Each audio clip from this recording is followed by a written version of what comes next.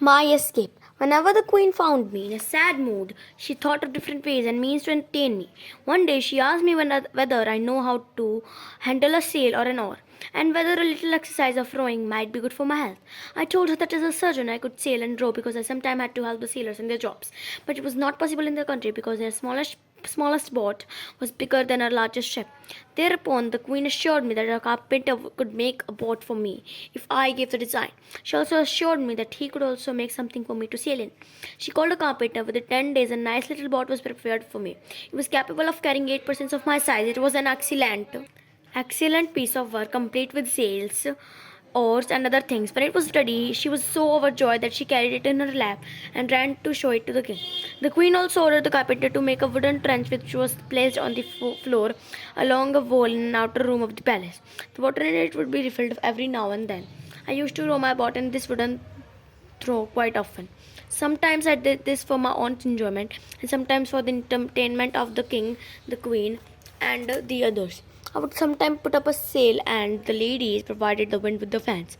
Sometimes the servants blew the sail forward with their breath. It was great for me as well as for the people of the palace. One day, a frog entered the trough. While I was sailing, the frog suddenly jumped and climbed up on one side of the boat. The frog was the size of the monkey. Due to its weight, the boat got tilted on my side. I tried to balance the boat by pulling all my weight on the other side, it from overturning. Meanwhile, the frog got into the boat and started hopping here and there. I banged the frog many times with my oar. After several tramps, the frog leaped out of the boat. I strongly believed that I would be able to return to my country. But how? And when this would happen was impossible to guess. The ship in which I had sailed to Broadbing was the first to ever have seen to anyone of that country. The king had given strict orders that if any other ship was ever seen again, it should be captured and brought to the capital along with all the crew and passengers. He was determined to find a wife of my own size, so that he might start a new race in Broadbing. But I strongly opposed the idea of the king. I would have preferred to die than leave behind a generation who would be kept in cages like birds and small animals for the entertainment of people and to be sold off whenever they wished it. I solemnly agreed that I was treated with a great deal of kindness in the palace. I was the favorite of a great king and a caring queen. But I could never forget my country and my home. I belonged to be among a people who were similar to me. I wanted to walk about the streets and fields without any fear of being crushed to death like a frog or a young puppy. By God's grace, my wishes were fulfilled sooner than I had expected. I had spent 2 years in this country. At the commencement of the third year, the king and the queen decided to go on a tour to the south coast of the kingdom. Gluma village also accompanied us. As usually, I was carried in my travelling box. As it was to be a long journey, I ordered the carpenter to fix a hammock, a kind of hanging bed, with silken ropes to the four tops corner of the box. This was to be a sort of protection from the jerkings which I would have to experience while traveling. He also asked him to make a hole about a foot square in the ceiling so that fresh air might enter the box during the hot weather when I slept. This hole could be opened and closed with the help of a wooden board that could slide back and forth.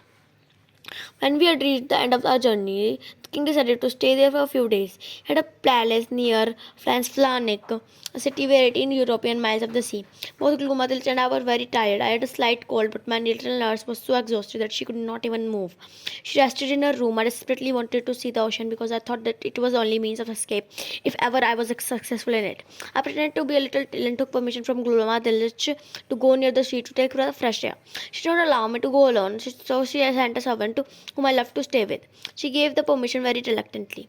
At the same time, she burst into tears of sheer feeling that we were parting forever. She gave strict instruction to the servant to be very careful. Gluma behaved in the most touching way which I could never forget. It took about a half an hour for the boy to reach the sea. When we reached the rocks on the seashore, I asked him to place that box down. I lifted the curtains and looked down out of towards the sea, hoping for the time when I could leave for my country. I was feeling sad and helpless and wanted to sleep for some time so that I might recover myself. I told the servant to leave me alone. He shut the windows of the box from outside and went to sleep.